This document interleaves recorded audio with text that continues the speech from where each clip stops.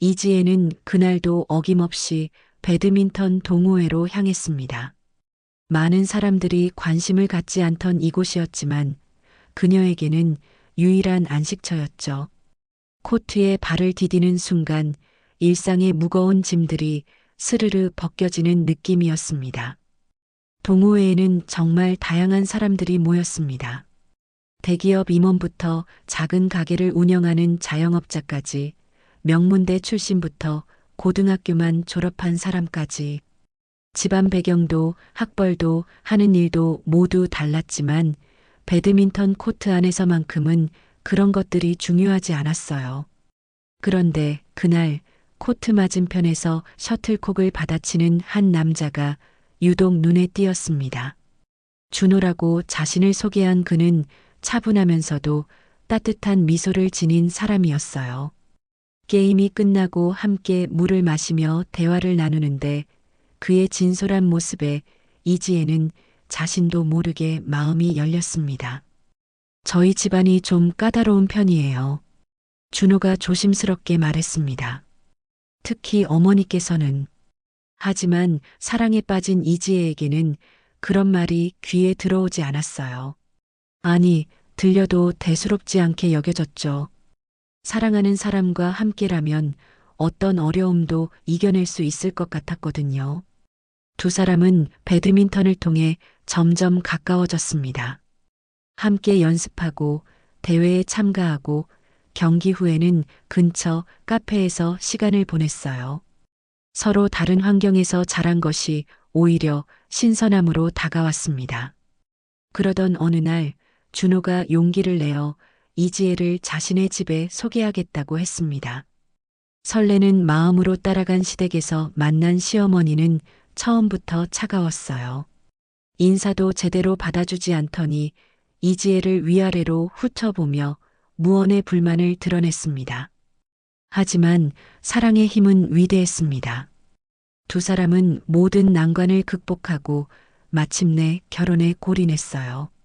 화사한 봄날, 이지혜와 준호의 결혼식이 열렸습니다. 배드민턴 동호회 회원들이 모두 참석해 축복해주는 가운데 두 사람은 행복한 첫발을 내디뎠어요. 웨딩드레스를 입은 이지혜의 얼굴에는 미래에 대한 희망이 가득했습니다. 신혼집에서의 첫 달은 정말 달콤했어요. 아침마다 준호가 끓여주는 커피 향과 함께 하루를 시작하고 저녁에는 함께 요리하며 소소한 일상의 행복을 만끽했습니다. 주말이면 배드민턴 동호회에 나가 부부 복식 경기에 참여하며 다른 회원들의 부러움을 샀죠. 하지만 달콤한 신혼생활도 잠시였습니다. 명절이 다가오면서 시댁 방문이 불가피해졌거든요. 처음 인사드릴 때부터 차갑던 시어머니는 이제 본격적으로 며느리에 대한 불만을 드러내기 시작했습니다. 요즘 애들은 예의가 없어. 시어머니는 이지혜가 들으라는 듯이 중얼거렸어요. 집안도 변변찮은 게 감히. 식사 준비를 도와드리려고 부엌에 들어서면 손 좀 치워. 오히려 방해만 되라며 쌀쌀맞게 내쫓았습니다. 설거지라도 하려고 하면 그릇 깨트릴까봐 무섭다며 비아냥거렸죠. 이지혜는 처음엔 시어머니의 마음을 얻으려고 애썼습니다. 비싼 건강식품도 사드리고 좋다는 한의원도 알아봐드렸어요. 하지만 시어머니의 반응은 변하지 않았습니다. 오히려 돈 많다고 자랑하나라며 더욱 차갑게 굴었죠. 무엇보다 힘든 것은 남편 준호의 애매한 태도였습니다. 시어머니가 이지혜를 괴롭힐 때면 어색하게 웃으며 자리를 피하거나 어머니도 그런 뜻이 아니실 거야라며 넘어가려고만 했어요. 당신이 좀 말해줘야 하는 거 아니야? 이지혜가 조심스럽게 물어보면 준호는 어머니 성격이 원래 그래. 시간이 지나면 좋아지실 거야라며 미온적인 반응만 보였습니다. 어느 날 시어머니는 이지혜를 향해 내가 우리 아들한테 무슨 짓을 한 거냐라며 노골적으로 적대감을 드러냈습니다. 그 순간 이지혜는 깨달았어요. 이건 단순한 고부 갈등이 아니라 뭔가 더 깊은 문제가 있다는 것을 말입니다. 시어머니의 생신이 다가왔습니다. 이지혜는 이번 기회에 시어머니의 마음을 돌려보겠다고 결심했어요. 몇 주 전부터 정성스럽게 준비를 시작했습니다. 시어머니가 좋아하실 만한 메뉴를 알아보고 친구들과 상의해가며 깜짝 생일 파티를 계획했죠. 시어머니께서 조용한 걸 좋아하신다고 하니까 가족끼리만 소박하게 준비해 볼게요. 이지혜는 준호에게 말했습니다. 준호는 고마워하며 우리 어머니가 좋아하실 거야 라고 격려해 주었어요. 이지혜는 정말 정성을 다해 준비했습니다. 시어머니가 좋아하신다던 전통차를 구하려고 인사동까지 다녀왔고 손수 만든 미역국과 잡채, 갈비찜까지 준비했어요. 케이크도 시어머니의 취향에 맞춰 달지 않은 것으로 주문했습니다. 드디어 생신 당일 이지혜는 새벽부터 부엌에서 분주하게 움직였어요.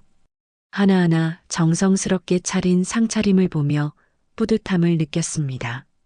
시어머니께서 기뻐하시는 모습을 상상하니 설레기까지 했죠. 어머니, 생신 축하드려요.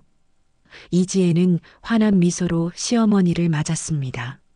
하지만 시어머니의 반응은 예상과 정반대였어요. 이게 뭐야? 누가 이런 거 하라고 했어? 시어머니는 차려진 음식들을 보며 인상을 찌푸렸습니다. 정성껏 준비한 건데. 이지혜가 당황하며 말하자 시어머니는 더욱 격하게 반응했어요. 감히 누가 이런 쓸데없는 짓을. 돈 낭비하지 말고 내 친정이나 신경 써. 여기서 이런 쇼하지 마. 시어머니의 무차별적인 욕설이 쏟아졌습니다. 애비 없이 자란 것들은 예의도 모르고 건방진 계집애가 어디서 같은 모독적인 말들까지 서슴없이 내뱉었어요. 이지혜는 그 자리에서 굳어버렸습니다. 정성스럽게 준비한 모든 것들이 한순간에 무너져 내리는 느낌이었어요. 눈물이 핑 돌았지만 꾹 참았습니다. 준호는 그 모습을 보고도 어머니, 지혜가 정성껏 준비한 건데 라고 힘없이 중얼거릴 뿐이었어요. 시어머니를 말리지도 이지혜를 보호하지도 않았습니다. 그날 밤 이지혜는 혼자 방에서 울었습니다. 이건 소 키우는 것도 아니잖아. 속으로 중얼거렸어요. 앞에서만 사랑한다고 하면서 정작 중요한 순간엔 왜 아무 말도 안 해주는 거야? 분노와 서러움이 뒤섞인 감정이 가슴속에서 끓어올랐습니다. 시어머니의 생일 파티 사건 이후 며칠이 지났지만 이지혜의 마음은 쉽게 가라앉지 않았습니다. 준호는 평소와 다름없이 행동했지만 이지혜에게는 모든 것이 달라 보였어요. 남편이 자신을 지켜주지 않았다는 사실이 계속 마음에 걸렸거든요. 그러던 어느 날 이지혜는 우연히 충격적인 사실을 발견하게 됩니다. 인터넷 포털 사이트의 커뮤니티를 둘러보던 중 너무나도 익숙한 아이디를 발견한 거예요. 준호가 평소 사용하던 아이디였습니다. 호기심에 클릭해 본 순간 이지혜의 세상이 무너져 내렸어요. 거기에는 자신에 대한 온갖 비난과 험담들이 가득했습니다. 우리 마누라가 시어머니한테 버릇없이 굴어서 혼났는데 집에 와서 나한테 화풀이함. 장모 집안이 원래 교육을 못 받은 듯 예의라는 게 없음. 결혼 전에는 몰랐는데 성격이 이렇게 더러울 줄이야. 손이 덜덜 떨렸습니다. 자신이 가장 믿었던 남편이 뒤에서 이런 글들을 올리고 있었다니요. 더 충격적인 것은 댓글들이었어요. 준호는 다른 사람들의 동조에 더욱 신이 나서 자신과 친정 식구들을 모독하는 내용들을 계속 올렸습니다. 친정어머니도 별로더라. 딸 교육을 이따위로 시켜놨으니 시어머니가 혼내신 게 당연한데 집에 와서 삐져서 밥도 안 해줌. 이지혜는 눈물도 나오지 않을 정도로 절망했어요. 시어머니의 괴롭힘도 힘들었지만 그래도 남편만은 자신 편이라고 생각했거든요. 하지만 남편은 시어머니보다도 더한 배신자였습니다. 가장 가까운 사람이 자신을 이렇게 생각하고 있었다니. 더군다나 불특정 다수에게 자신의 사생활을 까발리고 있었다니요. 앞에서만 사랑한다고 하면서 이지혜는 허탈하게 중얼거렸습니다. 뒤에서는 이런 짓을 하고 있었구나. 그날 밤 준호가 돌아오자 이지혜는 조용히 물어보았어요. 당신 인터넷에 나에 대한 글 올린 거 맞죠? 준호의 얼굴이 순간 새파래졌습니다. 그건 왜 그런 짓을 한 거예요? 나한테 직접 말하면 될 일을 왜 모르는 사람들한테. 스트레스 받아서 그냥 푸념한 거야. 별 뜻 없었어. 준호의 변명은 오히려 이지혜를 더욱 분노하게 만들었습니다. 별 뜻 없이 자신의 인격을 짓밟았다는 것이었으니까요. 그 순간 이지혜는 깨달았어요. 자신이 얼마나 혼자였는지를 말입니다. 인터넷 커뮤니티 사건 이후 이지혜는 준호를 예전과 같은 눈으로 볼 수 없게 되었습니다. 남편의 행동 하나하나를 유심히 관찰하기 시작했어요. 그러자 이상한 점들이 하나씩 눈에 들어오기 시작했습니다. 준호는 평소보다 늦게 들어오는 날이 많아졌어요. 회사 일이 많아져서라고 했지만 전화를 받을 때면 어김없이 자리를 피했습니다. 주말에도 동료들과 약속이 있다며 자주 외출했죠. 어느 날 이지혜는 준호의 차에서 낯선 여자 헤어핀을 발견했습니다. 이거 뭐예요? 물어보자 준호는 당황하며 회사 후배 것 같은데 같이 택시 탄 적이 있어서라고 얼버무렸어요. 의심은 확신으로 바뀌어 갔습니다. 준호의 핸드폰에서 계속 울리는 알 수 없는 번호들, 갑자기 바뀐 비밀번호, 그리고 화장실에서도 가져가는 휴대폰까지. 결정적인 순간은 준호가 출장을 간다고 한 날이었어요. 이지혜는 우연히 그가 자주 가던 카페 근처를 지나게 되었습니다. 그런데 웬걸 출장을 갔다던 준호가 낯선 여자와 다정하게 앉아 있는 게 아니겠어요. 이지혜는 숨이 막혔습니다. 하지만 더 충격적인 건 그 다음이었어요. 준호와 그 여자가 아파트 단지로 들어가는 모습을 목격한 거예요. 그것도 이지혜가 전혀 모르는 곳이었습니다. 며칠 후 이지혜는 용기를 내어 그 아파트를 찾아갔습니다. 관리사무소에서 확인한 결과 충격적인 사실이 드러났어요. 그 집은 준호 명의로 되어 있었고 벌써 1년 넘게 월세를 내고 있었다는 거예요. 1년 넘게. 이지혜는 허탈했습니다. 자신이 시어머니의 괴롭힘을 참으며 힘들어하고 있을 때 남편은 이미 다른 여자와 다른 집에서 살림을 차리고 있었던 거예요. 그제야 모든 퍼즐이 맞춰졌습니다. 왜 시어머니의 괴롭힘을 말려주지 않았는지, 왜 인터넷에서 자신을 비난했는지, 왜 갈수록 집에 늦게 들어왔는지. 준호는 처음부터 이지혜를 진심으로 사랑한 게 아니었어요. 그냥 겉으로만 괜찮은 아내가 필요했던 거였죠. 진짜 사랑하는 여자는 따로 있었고 그 여자와는 아무런 제약 없이 자유롭게 살고 싶어 했던 거예요. 두 집 살림. 이지혜는 쓴웃음을 지었습니다. 나는 그저 보여주기용 아내였구나. 배신감과 분노, 그리고 자신에 대한 연민이 복잡하게 뒤엉켰어요. 하지만 이지혜는 아직 더 큰 충격이 기다리고 있다는 사실을 모르고 있었습니다. 준호의 두 집 살림을 알게 된 이지혜는 며칠 동안 잠을 이루지 못했습니다. 하지만 더 큰 충격이 기다리고 있었어요. 우연히 시댁 근처를 지나가던 이지혜는 믿을 수 없는 광경을 목격하게 됩니다. 준호와 그 여자가 함께 시댁 대문을 자연스럽게 들어서는 모습이었어요. 마치 가족처럼 편안한 모습이었죠. 이지혜는 급히 차를 세우고 숨어서 지켜봤습니다. 1시간 후 그들이 시댁에서 나오는데 그 여자의 손에는 명품 가방이 들려 있었어요. 시어머니가 직접 현관 앞까지 나와서 배웅하며 그 여자의 손을 다정하게 잡고 있었습니다. 다음에 또 놀러와. 우리 준호 잘 부탁해. 시어머니의 목소리가 들렸어요. 이지혜에게는 한 번도 보인 적 없는 따뜻한 미소를 지으며 그 여자를 대하고 있었습니다. 이지혜는 그 순간 온몸에 전율이 일었어요. 시어머니가 상간녀의 존재를 알고 있을 뿐만 아니라 오히려 반기고 있다는 사실을 깨달았거든요. 며칠 후 이지혜는 용기를 내어 시댁을 방문했습니다. 평소와 다름없이 차가운 시어머니를 마주했지만 이번에는 달랐어요. 거실 한편에 놓인 여자 구두를 발견한 거예요. 어머니, 손님이 오셨나 보네요? 응, 우리 며느리가 왔다 갔어. 시어머니는 태연하게 대답했습니다. 며느리라고요? 이지혜는 귀를 의심했어요. 자신 말고 다른 며느리가 있다는 뜻인가요? 제가 며느리 아닌가요? 시어머니는 이지혜를 차갑게 내려다보며 말했어요. 너 같은 건 며느리도 아니야. 진짜 며느리는 따로 있어.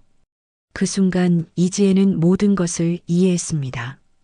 시어머니가 자신을 괴롭힌 이유, 준호가 자신을 보호해주지 않은 이유, 모든 것의 배후에 시어머니가 있었던 거예요. 어머니께서 다 알고 계셨던 거네요. 준호가 다른 여자와 살고 있다는 것도, 저를 속이고 있다는 것도 당연하지. 내가 다 시킨 일이야. 시어머니는 오히려 당당했어요. 너 같은 계집애는 우리 집안에 어울리지 않아. 빨리 꺼져. 이지혜는 그제야 깨달았습니다. 자신은 처음부터 끝까지 철저하게 이용당하고 버려질 운명이었다는 거리요. 시어머니와 준호, 그리고 상간녀까지 모두가 공모하여 자신을 속이고 있었던 거예요. 명품 가방까지. 이지혜는 쓴웃음을 지었습니다.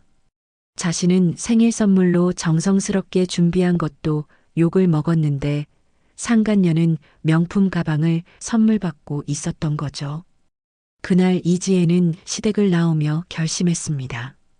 더 이상 당하고만 있지 않겠다고 말이에요. 시댁에서 돌아온 이지혜는 한동안 멍하니 앉아 있었습니다. 분노도 슬픔도 모든 감정이 한꺼번에 밀려왔다가 사라져버렸어요.